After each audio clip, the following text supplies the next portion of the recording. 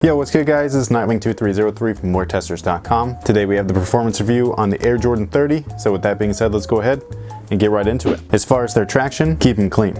Seriously, like keep these really clean. This setup was just as disappointing as the Kobe 11 in my opinion. Much like the Kobe 11, when these shoes are clean, you're gonna get some really amazing grip. But, and there's always a but, when the floor has even the slightest amount of dust, the Air Jordan 30's outsole somehow locates it and invites it over for a fucking party. Now, would a solid rubber outsole have been better than this translucent one? You know, honestly, I don't know. We wouldn't know until they actually put one on an Air Jordan 30, and so far this colorway and the other colorway that we know for sure is coming out both have translucent outsoles. So for right now, just be aware that you may or may not receive some really great traction in these. When it's good, it's really good, and when it's not, well, you know how it goes. Now, as far as cushion is concerned, the tooling remains the same from the previous model, the Air Jordan 29. So the cushion setup is pretty much identical. You got that unlock 4-foot zoom unit, and that works amazingly well. If you haven't heard me say it before, and I've said it plenty of times, pretty much every time I've played in a shoe with unlock zoom, but if you have not tried unlock zoom, you have not tried Zoom Air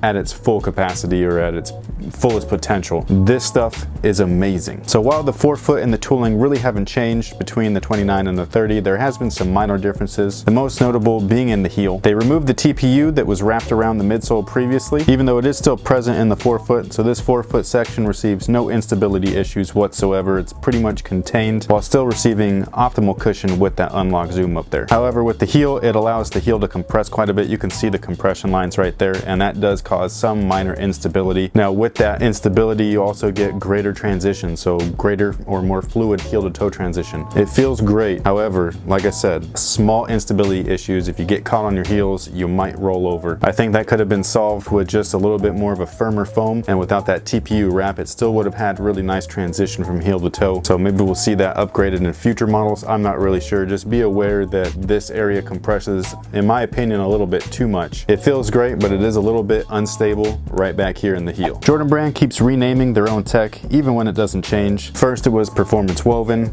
then it was fly weave, and now it's jacquard if you look on their product description on Nike. But it's literally the same stuff throughout every phase that they've had it. It is a performance or woven upper. And no matter what they call it, I absolutely love this stuff. I think it's awesome. It's probably my favorite thing to play in, is just this type of material. Doesn't matter what shoe it's on, I'm usually gonna like it. The upper is a little bit thinner here than it was on the 29, and it initially feels a little cheap, but it's held up so far and shows no signs of slowing down. Even after numerous on-court beatings, these things have held up perfectly. Jordan Brand also added on this additional toe cap right here to protect the material from toe drags. And while I personally believe that the piece is visually unappealing, it does its job, so I really can't complain. It's actually one of my favorite parts from a functional standpoint, because when that traction gets clogged up, what I'll do is I'll drag my toe across it, and this stuff basically cleans off the bottom of my shoes without me having to do anything or touch the bottom of the soles. And last but not least, they've added Flyknit to the shoe, and that's what this entire collar is made out of, as well as the entire interior. Now, this area is good and bad. Basically, the good points is that it stretches around your ankle, almost giving you a custom-like fit in this section. The bad news is that it's really uncomfortable for the first few wears, possibly even more, but I'll get more into that later on in the fit section. Now, as far as their fit, they do fit true to size. However, they are a little bit more narrow than the regular Air Jordan 29, and they're more in line with the Air Jordan 29 low. They're basically more narrow right up in here in the front. So wide footers, you might want to try these on in store if possible. Now, some may find that narrow 4-foot uncomfortable. Me personally, I thought this was awesome. It's probably the one noticeable difference between the Air Jordan 29 and the Air Jordan 30 is just that 4-foot fit and containment is just better in this shoe. Again, on par with the 29 low, this and that shoe almost identical in regards to fit. But as far as this comparing it to the 29 mid, I believe that this one's 4-foot is just a little bit better as far as containment is concerned. Now, the heel of the shoe is freaking horrible, and I'm not exaggerating here. This shoe caused me so much pain in my Achilles and my heel for almost 2 weeks. I thought I was going to have to return them because they felt like they were almost unplayable. I wasn't able to lace these things up all the way to the top until like the last 2 days, and that's how long it took me to break these things in. I'm not even sure how this shoe was wear tested and approved the way that they're currently constructed, because any wear tester should have been able to feel that issue that's right back there in the heel. I mean, it's literally mind-boggling how nobody caught that before this shoe hit market. Now, the area that was causing so much discomfort is actually the heel notches, and that's one of my favorite parts usually of a shoe. And the reason why it was causing so much discomfort is because it's made out of Flyknit, so it's super flimsy. It's not full of padding or anything. So these two side areas worked perfectly, but that middle piece, Man, I'm telling you, dude, I thought that thing was gonna sever my Achilles on multiple occasions. Worse than the Hyperdunk 2015? Yes. Now the good news is that if you stick with them, they will flatten down, like that middle piece will flatten out once you play in them enough and get enough moisture and all that kind of stuff, and it'll basically like iron itself out to where you will no longer have that issue.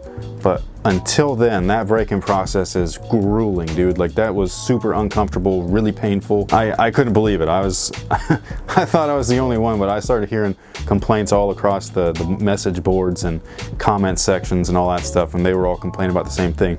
So it's a widespread issue. Again, I don't know how a wear tester didn't catch this before it hit market, but I mean, it is what it is. Now with the upper having that more snug contained fit, the support is going to be slightly increased, but just slightly. We're not talking leaps and bounds better or anything like that. I'm literally talking slightly, like a fraction of a point. It's just enough to where you're going to notice it, but only if you've actually played in the 29 mid and the 30. If you played in the 29 low, they almost feel identical. It's just that this has an extra layer to the upper. So again, like I was saying earlier, the support on these guys is pretty much on par with the 29 low. Crazy to think that the low top features the same amount of support as the mid. It's actually not that crazy.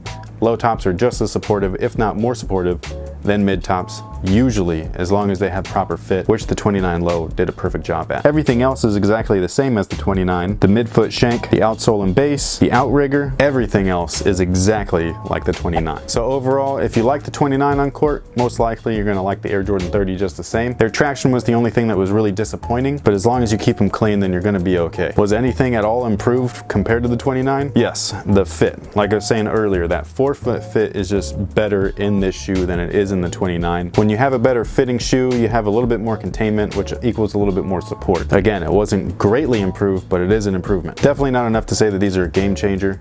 If anything, if you play in the 29 low, or the Air Jordan 30, you're likely going to get almost the exact same experience. And with that being said, these are definitely not a horrible hoop shoe. They just have some parts that could have used a little bit more work, which in my opinion means that they were pretty much a little bit of a disappointment, especially after the Air Jordan 28 and the Air Jordan 29. I mean, after those two shoes, you would have thought that the Air Jordan 30 would have just been a freaking banger, like they would have totally killed it with this shoe. But instead, you have to kind of think of them as the Spider-Man trilogy of the Air Jordan line. The Air Jordan 28 being Spider-Man, the Air Jordan 29 being Spider-Man 2, which was awesome. And then the Air Jordan 30, unfortunately, is Spider-Man 3. It had some redeeming qualities, but nothing that you're going to want to brag about. So that pretty much takes care of it. Thank you so much for watching. Thanks for all your support. Hopefully you enjoyed the review. If you want any more detailed information, all you got to do is hit the link in the description box below. It'll bring you right over to WearTesters, where you can see their weight, their price, as well as their performance scores. Once again, we thank you for watching, and until next time, guys, have a good one.